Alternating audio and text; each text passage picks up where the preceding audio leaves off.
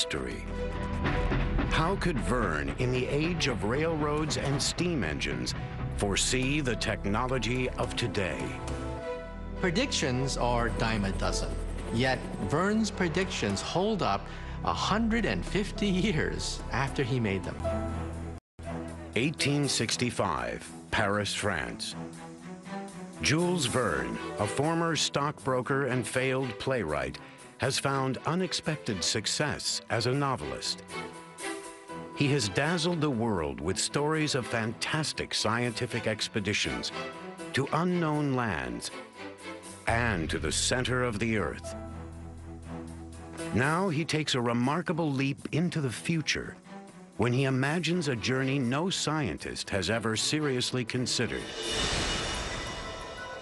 A manned space expedition. Surprisingly, Verne's book, From the Earth to the Moon, will be among the most prophetic books ever written. Verne's novel has many uncanny parallels to the Apollo voyages a century later. We have commit. We have liftoff. His engineers build a space capsule with the same materials and weight as Apollo 8. They launch it from a location close to Cape Canaveral. It even splashes down in the Pacific, where Apollo 8 will land years later. When I looked at those numbers, I said to myself, oh my God, look at this. He got this right. He got that right. He got that right. In fact, it was almost eerie. How does Verne get so much right?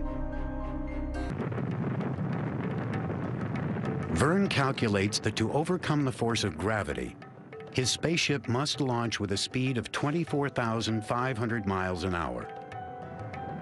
Almost exactly the same launch speed as Apollo 8. Even his estimate of 4 days to reach the moon is on target. Next, Verne must pick a nation to build his spaceship. And he selects America.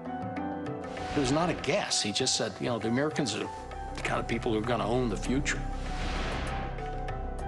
Amazingly, he selects this site. It is in central Florida, less than 140 miles from Cape Canaveral. Verne gets a surprising number of other details right. He builds his spacecraft out of a newly discovered metal, aluminum, choosing it for the same reason that NASA will later. It is both strong and light. He anticipates the experience of weightlessness in space. Verne's approach was to think so concretely that he would get a feeling of how the engineers would really think about it. Yet some of Verne's successes are still difficult to explain. He sends 3 men in his spaceship, like Apollo 8. His capsule weighs just 7,000 pounds more than the Apollo capsule. And most eerily, like Verne's spaceship, Apollo 8 will splash down in the Pacific, dangerously close to its recovery vessel.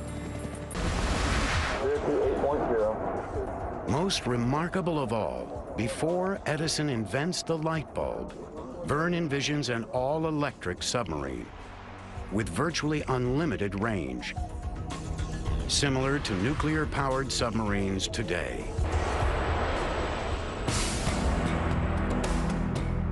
Verne will foresee many other inventions, including the airplane, skyscrapers, and elevated trains.